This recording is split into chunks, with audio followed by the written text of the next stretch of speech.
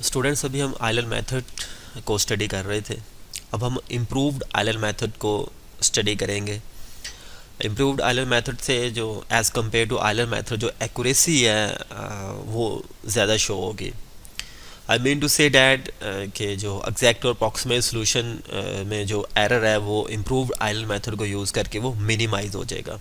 Numerical analysis के course को जब आपने स्टडी किया होगा तो वहाँ आपने देखा होगा कि न्यूमेरिकल एनालिसिस के अंदर मुख्तलिफ मेथड्स से हम अप्रॉक्सीमेट सोल्यूशन फाइंड करते हैं certain kind of differential equations का। और देन उनमें से कुछ मेथड जो होते हैं उनकी order of convergence as compare to the other methods वो फास्ट होती है।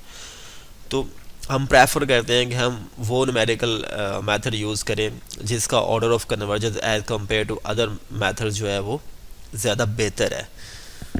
आयलर मेथड में आपने देखा होगा कि जैसे हमने उसमें ट्रांसेंडेंटल फंक्शंस ऐसी डिफरेंशियल इक्वेशन हमने डिस्कस की जिसके अंदर एक्सपोनेंशियल फंक्शन इन्वॉल्व हो रहा था। तो उस डिफरेंशियल इक्वेशन के अप्रॉक्सीमेट एग्जैक्ट सोल्यूशन को जब हमने कंपेयर किया तो हमने देखा कि जब आपका जो इनपुट वेरिएबल्स हैं जब वो क्लोज हैं इनिशियल कंडीशन के तो एक्यूरेसी बेहतर हो रही है, लेकिन जैसे जैसे आप उससे अवे होते हैं तो आपकी जो एक्यूरेसी है वो लूज़ होती जाती है।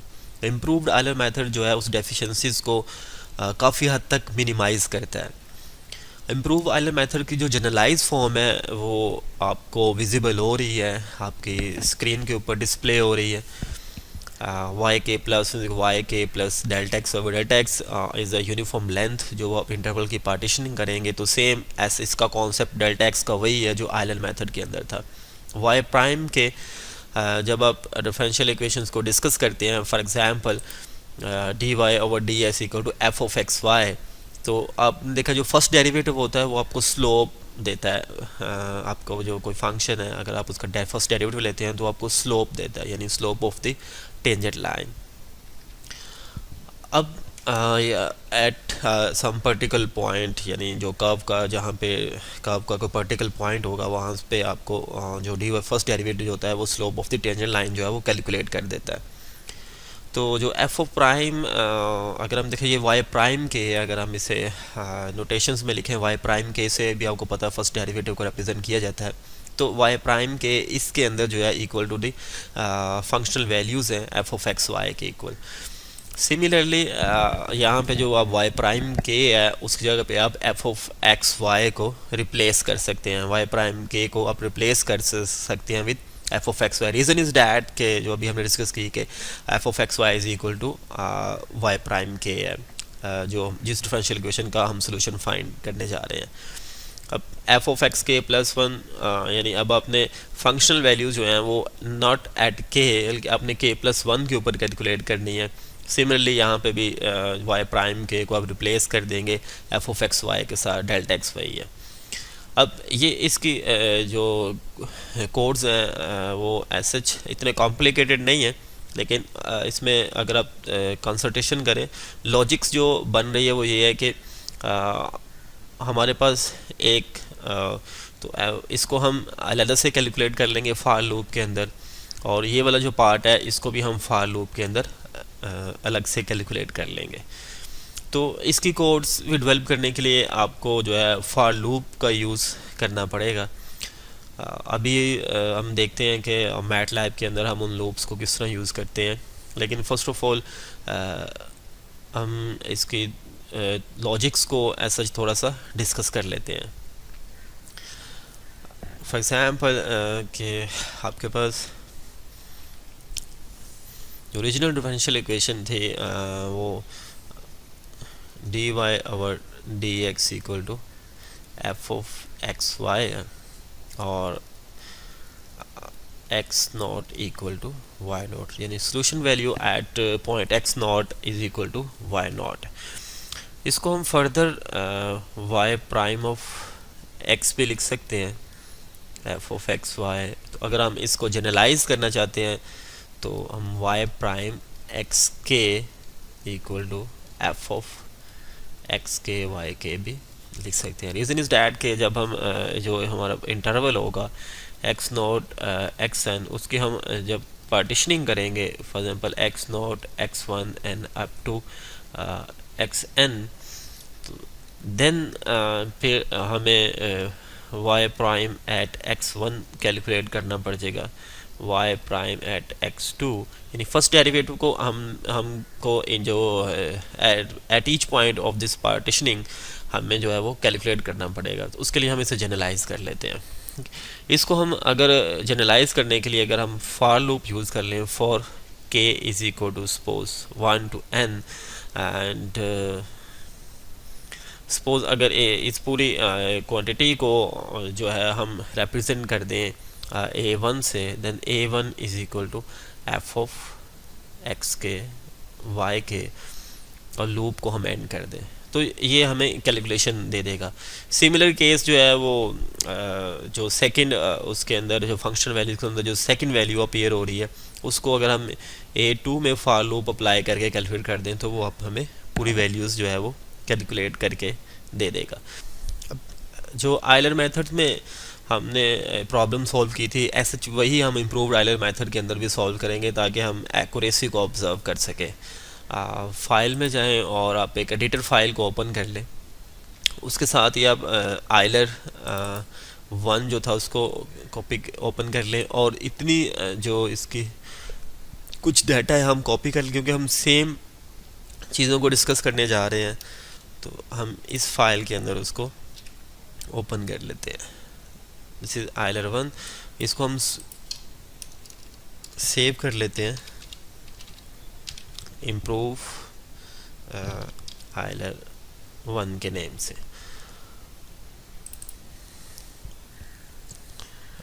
इम्प्रूव आयलर 1 के नेम से सेव होगी। अगर आप इसे एग्जीक्यूट करना चाहेंगे तो सबसे पहले इसे सेव करेगा कि आप इसे किस नेम से सेव करना चाहते हैं, तो आप इसे ऐसा इसी नेम से सेव कर लें। अब जो हमने आयलर मेथड के अंदर जो प्रॉब्लम डिस्कस की थी, हमारी जो डिफरेंशियल इक्वेशन थी वो थी dy/dx equal to 2 minus e raise to power 4x minus 2y। जो इनिशियल कंडीशन थी वो हमारे पास ये थी, और जो इंटरवल हमने लिया था, जो इंटरवल ऑफ इंटरेस्ट था हमारा, जिसकी हमने पार्टीशनिंग डिफाइन की थी, वो 0 2 था। हमने आयलर मेथड यूज़ किया, यहाँ पे हम इम्प्रूव्ड आयलर मेथड से सॉल्यूशन का वो अप्रॉक्सीमेट करेंगे, और n को हम सपोज 20 ले लेते हैं। पहले हम n 10 के लिए कैलकुलेट कर लेते हैं, और फंक्शन डिफरेंशियल इक्वेशन सच वही यहाँ पे रखी है, ताकि हम एक्यूरेसी को ऑब्जर्व करें। डिफरेंशियल इक्वेशन को चेंज नहीं किया गया। x नॉट की वैल्यू यहाँ से आ जाएगी, और y नॉट की वैल्यू इज इक्वल टू 1 वो यहाँ से आ जाएगी, और एक्स एन जो है इंटरवल एंड पॉइंट वो ये आ जाएगा, और इंटरवल का जो स्टार्टिंग पॉइंट है वो एक्स नॉट है, वो हमारे पास ये आ जाएगा। और जो एच है यानी डी एक्स लेंथ है हमारे पास, जो पार्टीशनिंग हमने यूनिफॉर्म लेंथ, पहले हमने एक यूनिफॉर्म लेंथ डिफ़ाइन करनी है, फिर और उसको यूज़ करके हमने एक पार्टीशनिंग डिफ़ाइन करनी है ऑफ यूनिफॉर्म लेंथ की। तो उसका जो फॉर्मूला है वो हमारे पास x n minus x naught over n आ जाएगा। यानी आप इंटरवल के डिफरेंस को टोटल नंबर ऑफ आइट्रेशंस पे डिवाइड कर देंगे, तो आपके पास वो यूनिफॉर्म लेंथ जो है वो कैलकुलेट हो जाएगी। अब एक्स नॉट को हम x1 वेरिएबल के अंदर स्टोर कर लेते हैं, y नॉट को हम वेरिएबल y1 के अंदर स्टोर कर लेते हैं। इम्प्रूव आयलर मेथड को जब हम अप्लाई करते हैं for k is equal to 1 and up to n, and इसको हम एंड कर लेते हैं फॉर लूप को। तो सबसे पहले यहाँ पे हमें डिफ़ाइन करना पड़ेगा x ऑफ k प्लस 1, यानी जो हमारी इंटरवल की पार्टीशनिंग है उसको हम इस तरह लूप के अंदर जो है वो उसे हम डिफ़ाइन कर लेते हैं, ताकि वो डिफरेंट पॉइंट्स के ऊपर जो है वो हमें इनपुट वैल्यू जो है वो मिलती जाए। x and then k and plus d of x।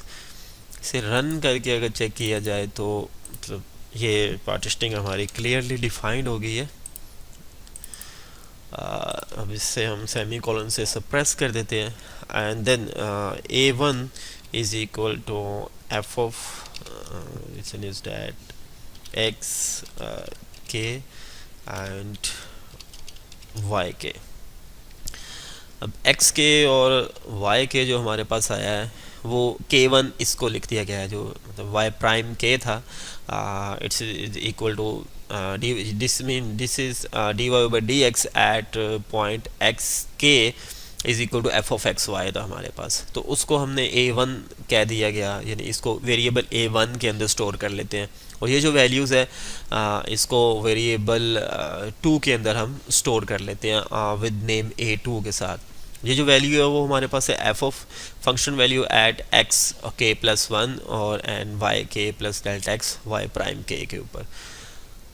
For example अगर हम इसे रन करके चेक करें कि ये जो हमारे पास ए वन है, यस यहाँ पे एरर शो हुआ a one minus one attempt to access y two index out of bound. इसका मीनिंग ये है कि यहाँ पे जब के वन हुआ तो ये एक्स टू हो गया हमारे पास। एक्स टू के ऊपर जब एफ ऑफ एक्स टू और वाई टू और x2 और y2 जब उसने कैलकुलेट किया तो यहाँ पे सिर्फ x1 की वैल्यू हमारे पास अवेलेबल है और y2 की जो वैल्यूज़ है वो हमारे पास अवेलेबल नहीं है। y1 की वैल्यूज़ है that is y naught and that is equal to 1।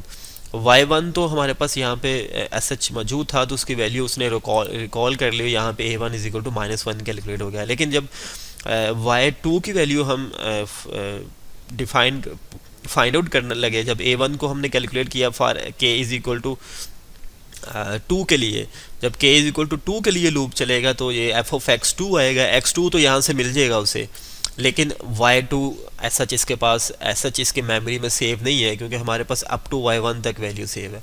तो y2 की वैल्यू फाइंड आउट करने के लिए फर्दर जो है वो इसको मैनिपुलेट करना पड़ेगा, मॉडिफाई करना पड़ेगा। a2 and f of second is जो वैल्यू थी f of x k plus 1 at f of x and k plus 1 and then yk plus dx, that is y of k and plus dx uniform length and multiply by y prime के हमारे पास रहेगा f of that is x and k and then y and k। ये हमारे पास calculate हो गया। इसको run करके हम देखते हैं तो ऐसा same error attempt to access y2 index out of bounds, क्योंकि जब वो k इज इक्वल टू 2 के लिए वैल्यू कैलकुलेट होगी तो यहाँ पे y2 आ जाएगा, इधर भी y2 आ जाएगा और इधर भी y2 आएगा। अब y2 क्योंकि अभी तक हम कैलकुलेट नहीं कर पाए और y2 को अब हम किस तरह कैलकुलेट करेंगे उसके लिए हम जर्नल जो मॉडिफाइड एरर फार्मूला है उसे हम यहाँ पे टाइप करते हैं k प्लस 1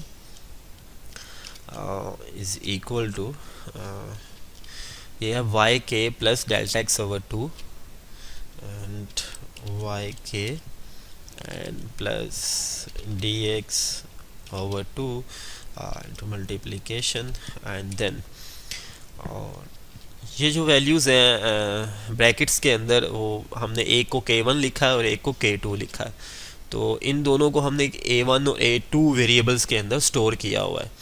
तो यहाँ पे हम a1 एंड प्लस a2, अब हम इनको कैलकुलेट करते हैं द रीज़न। अब ये कैलकुलेट हमारे पास हो, रीज़न इज़ डैट के अब लूप्स के अंदर सारी वैल्यूज़ अवेलेबल है, इंडेक्स जो है वो बाउंड से बाहर नहीं जाएगा, तो ये हमारी वैल्यूज़ कैलकुलेट होगी। अब मॉडिफाई एरर मेथड को हमने न्यूमेरिकली रन कर लिया, अब हम इसको प्लॉट करके देखेंगे। इसमें x वैल्यूज़ जो हैं उसको हम x ट्रांसपोज ऑफ x में स्टोर कर लेते हैं, और जो y वैल्यूज़ हैं हमारी उसको हम y के ट्रांसपोज में सेव कर लेते हैं। तो यूँ अब नेक्स्ट ये x और y की वैल्यूज़ एक वेक्टर अरे की फॉर्म में मैटलैब ने स्टोर कर ली। अब इनको जब हम प्लॉट करेंगे यूजिंग प्लॉट कमांड, तो जब प्लॉट कमांड यूज़ की जाएगी तो डेफिनेटली आप इनपुट वेक्टर्स और उसके करस्पॉन्डिंग जो आउटपुट वेक्टर्स है उसे टाइप करेंगे। यहाँ पे हम इसके कलर्स को रेड शो कर देते हैं।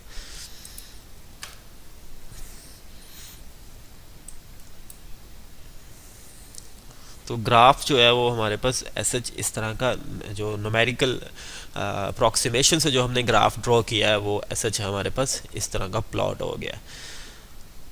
अब हम इस के न्यूमेरिकल सॉल्यूशंस को इसके एग्जैक्ट सॉल्यूशन के साथ कंपेयर करेंगे तो देखेंगे कि एरर कितना मिनिमाइज हुआ है। तो उसके लिए हमें एग्जैक्ट सॉल्यूशन जो गिवन डिफरेंशियल इक्वेशन है उसका एग्जैक्ट सॉल्यूशन जो है वो फाइंड आउट करना पड़ेगा। इसको होल्ड ऑन कर देते हैं ताकि दूसरा जो हम ग्राफ प्लॉट करें वो इसके ऊपर जो है वो मैटलैब उसको प्लॉट कर दे।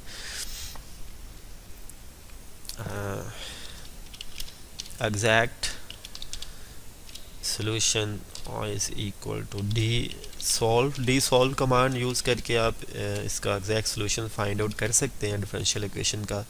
D y is equal to F of x y हमारे पास ये था, इसको ऐसे इधर से हम कॉपी कर लेते हैं। It is control c and then v. अब इसे वेक्टराइज फॉर्म में क्योंकि ये था तो हम इसकी वेक्टराइजेशन फॉर्म जो है वो ख़त्म कर देते हैं, क्योंकि डिफरेंशियल क्वेश्चन जब सोल्यूशन फाइंड आउट करना चाहें तो फिर ऐसा उसकी ज़रूरत नहीं होती। यहाँ पे जो हमारी इनिशियल कंडीशंस हैं उनको हम टाइप करेंगे एंड देन जिस वेरिएबल करस्पॉन्ड उसे हम करें, इसे हम रन करें। ये हमारा एग्जैक्ट सोल्यूशन आ गया corresponding to certain kind of initial conditions. अब इसको हम प्लॉट करेंगे। प्लॉट करने के लिए यू नो कि क्या करना पड़ेगा हमें। सबसे पहले तो इसकी वेक्टराइजेशन फॉर्म फाइंड करनी पड़ेगी। वाई एग्जैक्ट के नाम से हम इसे वेरिएबल डिफाइन कर देते हैं वाई एग्जैक्ट, उसमें हम इसको स्टोर कर लेंगे that is evaluate and then फिर इसे वेक्टराइज करते हैं, फिर इसे evaluate कर लेंगे। हाँ कि एग्जैक्ट सोल्यूशन हमने एग्जैक्ट SOLN वेरिएबल में स्टोर किया है तो हम उसको यहाँ पे SH टाइप करेंगे तो हमारे पास उसकी वेक्टराइजेशन फॉर्म जो है वो आ जाएगी। SH यहाँ पे वेक्टराइजेशन फॉर्म हमारे पास शो हो गई। अब इसको हम प्लॉट करेंगे तो प्लॉट के लिए जो यूजिंग प्लॉट कमांड, क्योंकि हमने जो डोमेन की जो सब डिवीज़न की है, जो पार्टीशनिंग की है, हम इसी को यूज़ कर लेंगे। फॉर एग्जांपल जो एक्स वैल्यूज़ हैं इन्हीं कोई इनपुट वेक्टर अज्यूम कर लेते हैं क्योंकि हमने कंपैरिजन करना है तो सेम पॉइंट्स के ऊपर जो है वो सोल्यूशन कैलकुलेट हो और सेम पॉइंट्स के करस्पॉन्डिंग सोल्यूशन जो है वो प्लॉट हो। तो इसको एज सच हम, और ये जो वैल्यूज़ हैं, ये जो न्यूमेरिकल वैल्यूज़ हैं, ये हमने स्टोर की हुई हैं वाई एग्जैक्ट में एंड देन दे इसको जो हम कलर्स असाइन कर देते हैं वो ग्रीन कर देते हैं। अब इसको रन करते हैं तो ये हमारे पास का। अब यहाँ पे एक चीज़ ऑब्जर्व की होगी आपने कि ये हमारे पास अप्रॉक्सीमेट सोल्यूशन था और ये हमारे पास कौन सा है, एग्जैक्ट सोल्यूशन है। As compare to Euler method इसमें एक्यूरेसी ज़्यादा शो हो रही है, यानी जो अप्रॉक्सीमेट सोल्यूशन और एग्जैक्ट सोल्यूशन है वो इसमें ज़्यादा बेहतर तरीके से मैच कर रहे हैं। तो आयलर इम्प्रूव मेथड जो है वो as compare to Euler method आपको ज़्यादा एक्यूरेसी शो करेगा। तो ये हमारी डिस्कशन होगी आयलर इम्प्रूव मेथड के बारे में। इसके बाद जो रंग इकट्ठा मेथड्स हैं उसको आप खुद से ट्राई कीजिएगा और हाई ऑर्डर जो टेलर मेथड्स हैं उनको भी आप खुद से ट्राई करने की कोशिश कीजिएगा। अगर इसी लॉजिक्स यही सेम है कि आपने लूप जो है वो फार लूप यूज़ करना होगा। फार लूप यूज़ करने के बाद आपने एग्जैक्ट सॉल्यूशन को प्लॉट करना है और उनमें कंपैरिजन सेम इसी लॉजिक के ऊपर करनी होगी आपने। तो आई होप सो कि आपको ज़्यादा डिफ़िकल्टी फील नहीं होगी, but if you feel any kind of difficulty then you are welcome to ask any kind of question via email मेरे से डिस्कशन कर सकते हैं। और मेरा स्काइप आईडी जो है वो भी मेंशन है एलएमएस के ऊपर, वेलकम नोट जहाँ पे लिखा हुआ है वहाँ पे at the end of welcome note जो है वो मेरा स्काइप आईडी भी लिखा हुआ है। थ्रू स्काइप भी आप जो है वो डिस्कशन कर सकते हैं मेरे से। आई होप स्टूडेंट्स के आपको ये लेक्चर्स काफ़ी पसंद आया होगा।